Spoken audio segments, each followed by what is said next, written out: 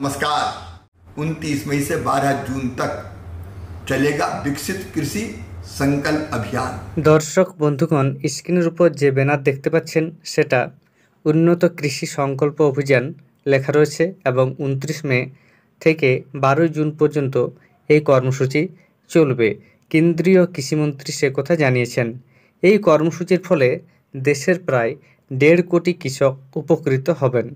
প্রায় 700টি জেলায় 2000-এরও বেশি বৈজ্ঞানিক দলের অংশগ্রহণ হবে এবং সেখানে কৃষকদের সঙ্গে বৈজ্ঞানিক দলের নানা রকমের কথোপকথন হবে, সমস্যা নিয়ে আলোচনা হবে এবং কৃষকরা লাভবান হবেন।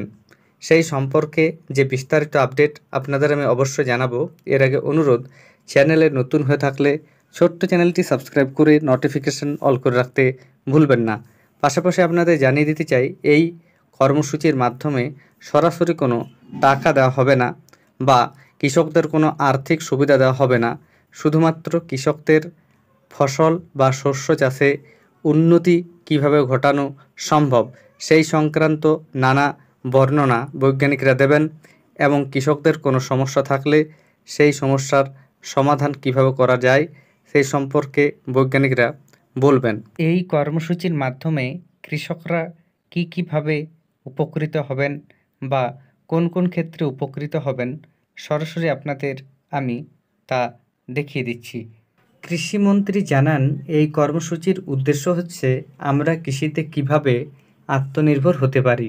এছাড়াও সভাগুলিতে কৃষকদের উন্নতির স্বার্থে এবং কৃষিক্ষেত্রের উন্নয়নে সরকার কী পদক্ষেপ গ্রহণ করেছে সে বিষয়ে আলোচনা করা হবে। সভাগুলিতে কৃষকদের চাহিদা, সুবিধা অসুবিধা, কেমন মাটিতে কী ধরনের চাষ, উন্নত আধুনিক কৃষি প্রযুক্তির ব্যবহার, জৈব চাষ পদ্ধতি, জৈব চাষের গুরুত্ব, কৃষিক্ষেত্রে ড্রোন প্রযুক্তি ব্যবহার, জলবায়ু অনুকূল চাষ পদ্ধতি, আবহাওয়া এবং ফসল বীমা সম্পর্কে অবহিতকরণ, পশুপালন পদ্ধতি, মৎস্য চাষ পদ্ধতি ইত্যাদি বিভিন্ন কৃষি সংক্রান্ত বিষয়ের উপর গুরুত্ব দেওয়া হবে।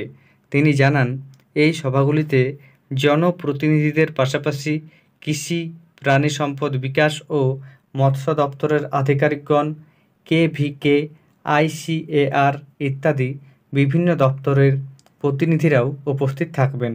এছাড়াও সংশ্লিষ্ট দপ্তরগুলির কৃষি বৈজ্ঞানিক এবং FPOরাও উপস্থিত থাকবেন।